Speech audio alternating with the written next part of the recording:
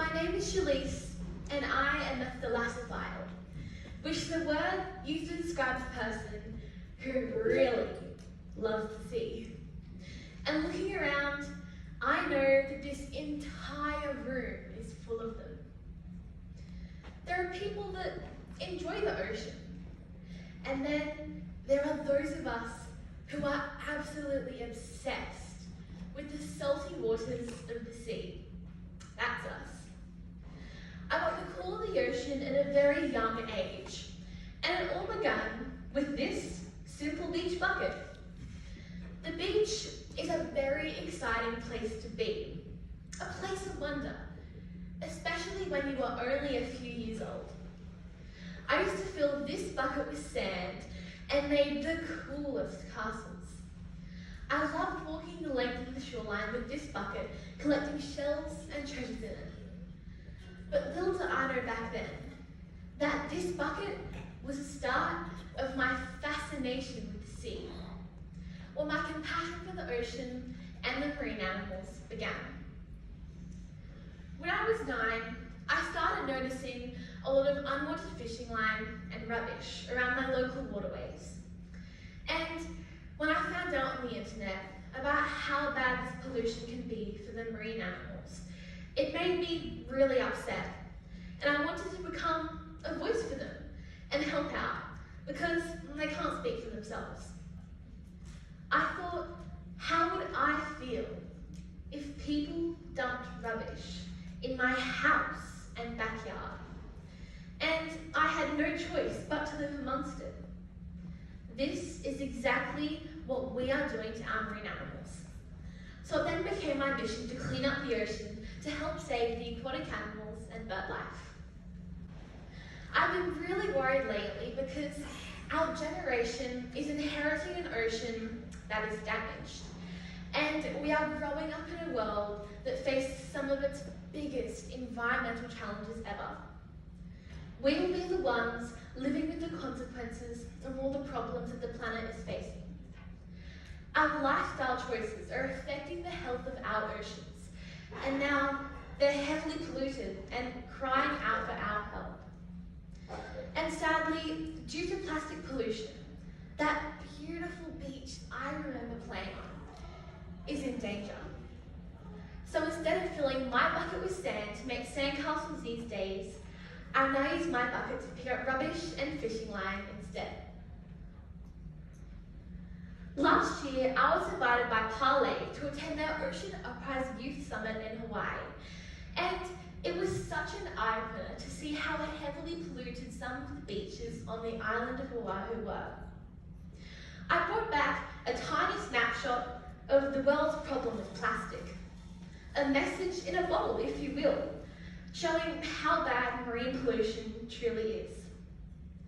But the most alarming thing was, to actually fill this bottle, I only had to scoop up a few handfuls on the shoreline of Kahiku Beach.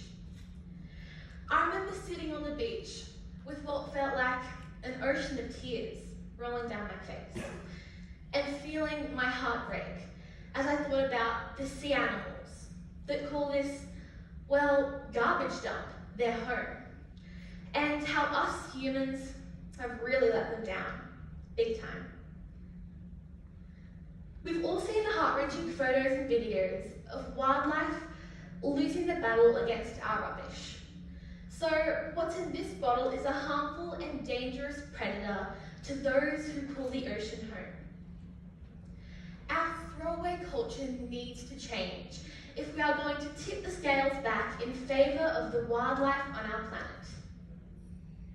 Plastic used to be considered a superhero when it came to making life more convenient, but now it's the ocean's kryptonite. Plastic is bad news, just like kryptonite is to Superman. We need to kick this plastic villain to the curb with a huge kapow and become planet-saving superheroes.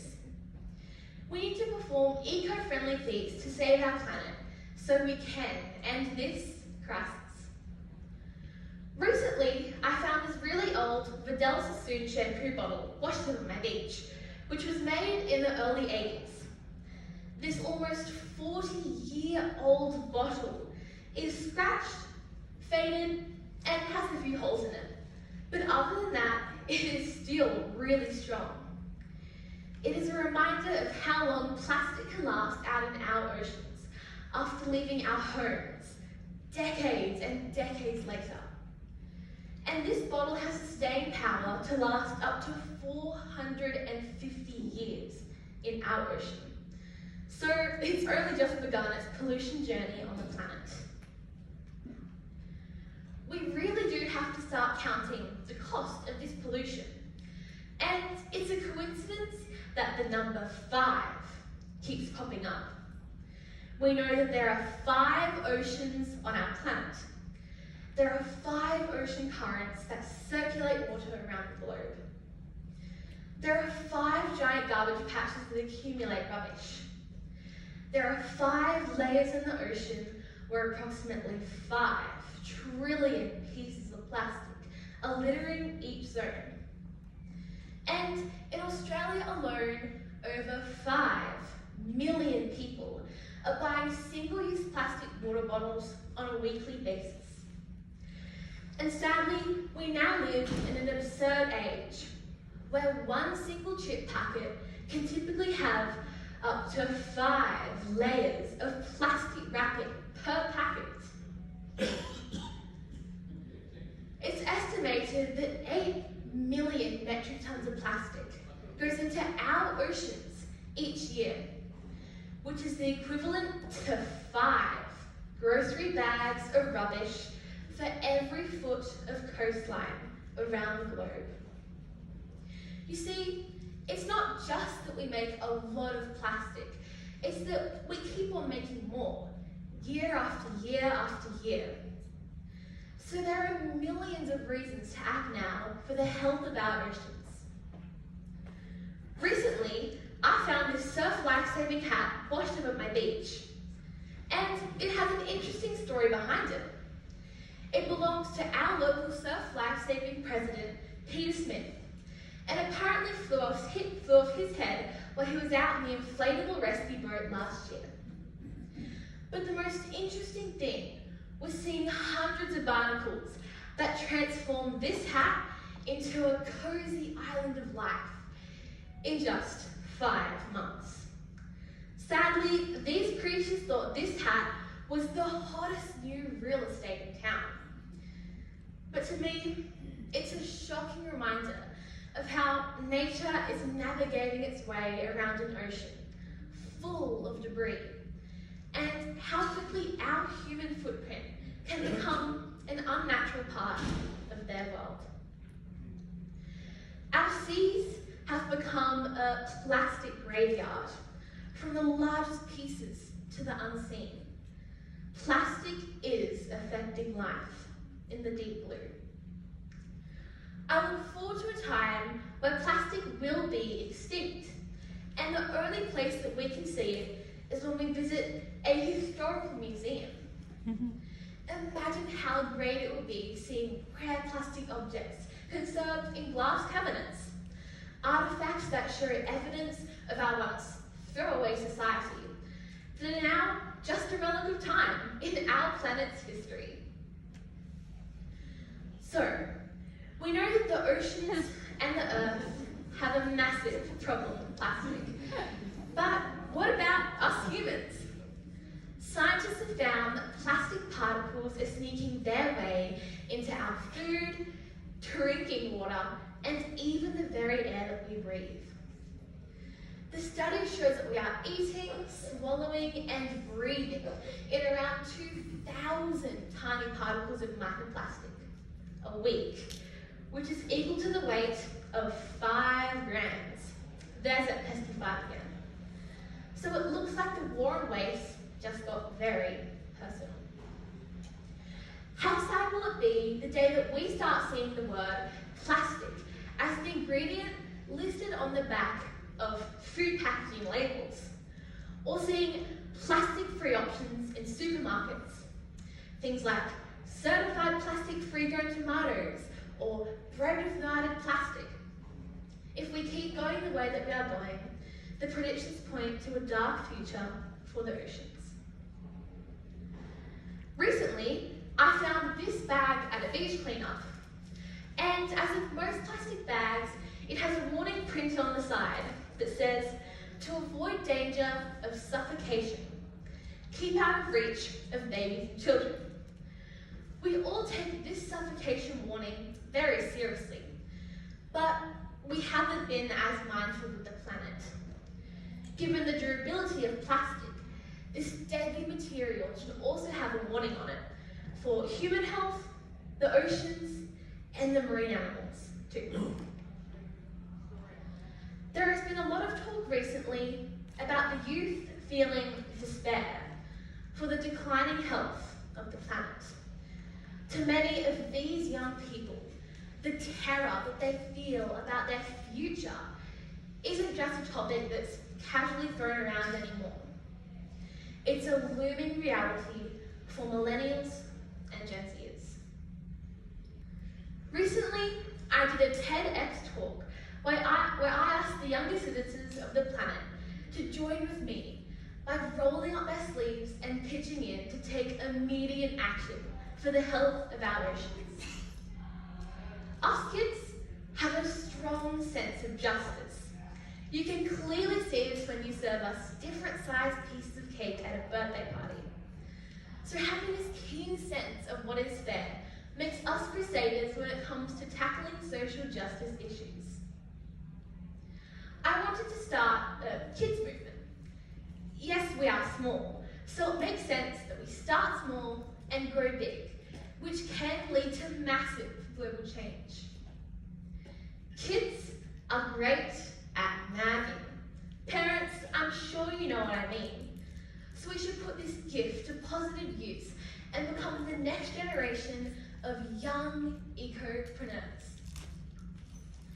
So the idea is that we play a fun reversal game where kids are in charge and reality is suspended, just for the while. And we take on the role of a green hero while also getting what we want at the same time. So the game starts when we see our parents not being sustainable. We then step in and become the boss at that time and have some fun with it. For example, you might notice your parents not using a reusable coffee cup at the shops. So you can tell them you get a bonus 15-minute screen time. So the aim is for kids to do this every day to keep their parents accountable for their environmental mishaps. The list is just endless, and trust me, as a kid, it's a lot of fun to boss your parents around with an eco-aware attitude, for the good of the planet, of course. And I know it works because I've done exactly this in my own home. It's important that our generation unites together to save the planet, because Houston, we have a problem. We don't want to get to the point where we need space to save our planet, as colonizing Mars doesn't exactly sound like an easy plan B.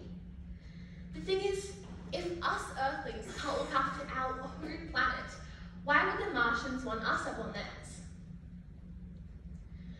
With 7.7 billion people on the planet, it is easy to assume that someone else will tackle the Earth's problems. But it shouldn't be left up to just a few people to carry this huge burden. It shouldn't be just the youth problem, just the adults problem, or even blame just the leaders for this problem. We are all equally responsible for the future of our planet. We don't have to accept a fate of doom and gloom for the Earth. There is still so much on this planet to focus on that we can save, rather than looking at what we have lost and losing hope. The future of our planet requires all of us to embrace change and to boycott as much as we can that is harmful to the Earth, so we can fight for this incredible world that we live in. We need to take action to make a difference in our own personal ways, because nothing changes unless we as individuals do. So the good news is, we all hold the key to changing the future for the better. The best time to take action was yesterday. The best that we can do is today, but if we leave it for tomorrow, it could be just too late.